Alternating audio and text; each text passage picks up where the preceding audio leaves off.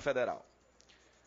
No Estatuto, foram elencados pelo cuidadoso legislador, senhor presidente, que pensou em cobrir essa imensidão territorial de inúmeras realidades distintas, além das premissas conceituais e filosóficas, todos os instrumentos possíveis de ser aplicados pelas prefeituras dos milhares de municípios brasileiros.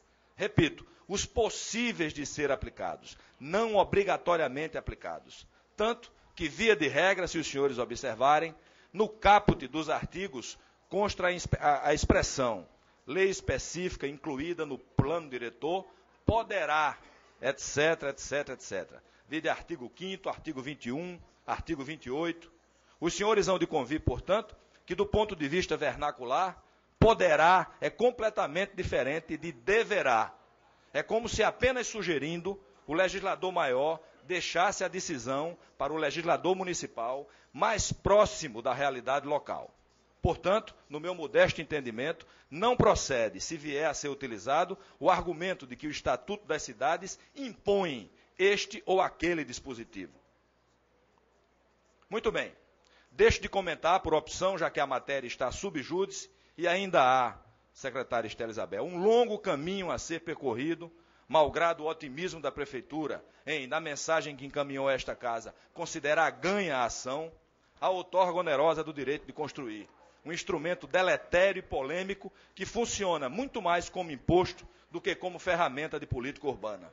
Digo apenas, de passagem, para que os senhores e senhoras vereadores reflitam sobre o caso, que ela vem sendo utilizada pela Prefeitura não como disciplinadora do vetor de crescimento da cidade, vez que incide na mesma base em todos os bairros edificáveis da capital, mas como uma forte alavanca de arrecadação, cujo peso recai principalmente sobre os ombros dos consumidores e dos pequenos empresários. Estes últimos, os pequenos empresários, os maiores prejudicados, pois ficaram segregados, praticamente impedidos de empreender, dado o volume do desembolso inicial necessário para a obtenção do alvará de construção.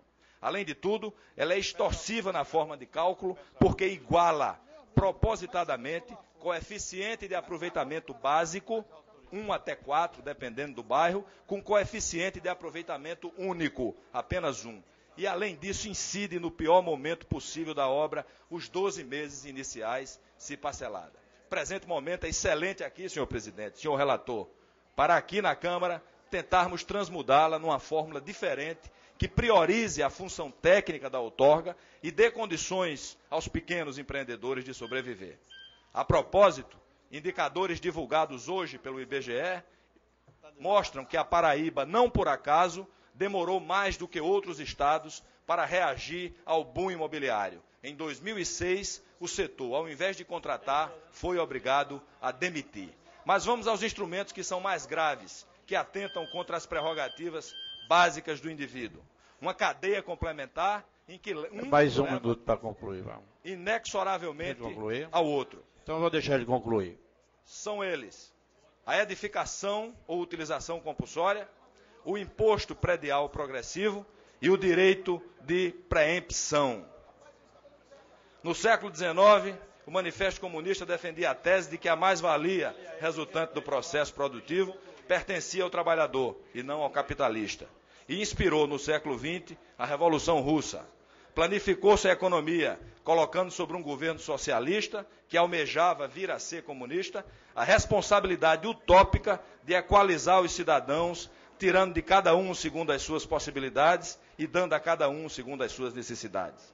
Emergiram no mapa nações como a União Soviética e a Iugoslávia, todas elas, depois de algum tempo, completamente falidas em meio a denúncias de crimes hediondos cometidos por seus outrora venerados líderes. Hoje, depois dessas experiências, senhor presidente, tende-se a conviver com a síntese de tudo isso, sumariada pelo modelo imaginado por John Keynes, Maynard Keynes, a partir dos conhecimentos acumulados com a Guerra Fria. Liberdade total, econômica, política, civil, de pensamento, de circulação e de auto-organização, tudo regulado pelos mecanismos estatais não invasivos e não conflitantes com essa mesma liberdade. Neste ponto, os senhores me perguntam, o que esta digressão histórica tem a ver com o projeto?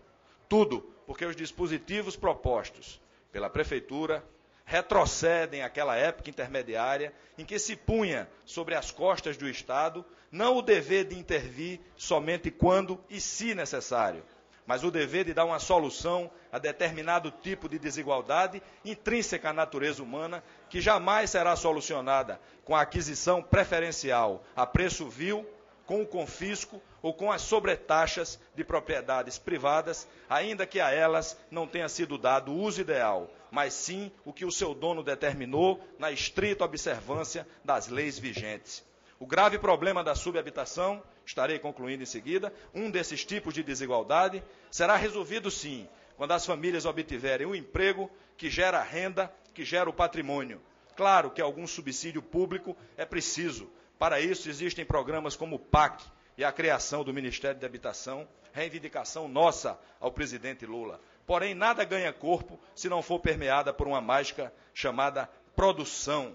Além disso, há um aspecto importantíssimo que não pode deixar de ser levado em conta, senhor presidente, na análise desses instrumentos. Algo tradicional, a poupança imobiliária das famílias de classe média e mesmo de classe média baixa.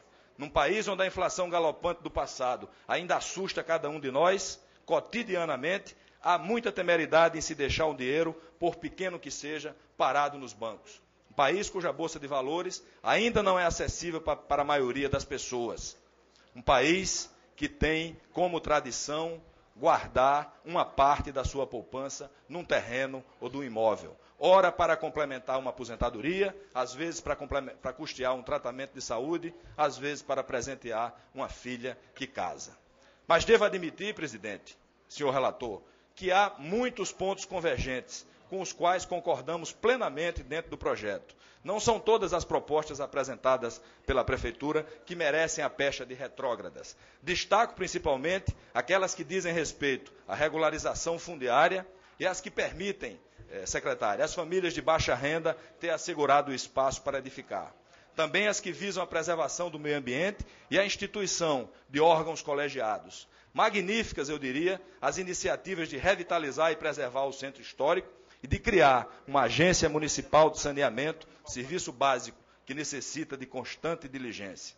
Confesso também que não cotejei o plano vigente com o proposto, a fim de identificar a significância das cláusulas que foram suprimidas. Mas eu prometo que na próxima sessão, senhor presidente, nós traremos um alentado material jurídico. Terminando, agradecendo a paciência de todos e o tempo extra que me foi dado, faço minhas as palavras finais de George Washington em discurso para o Congresso americano. A liberdade é uma planta que cresce depressa quando lentamente ganha raízes. Trabalhemos, pois a independência desta casa é o último bastião da democracia. Muito obrigado.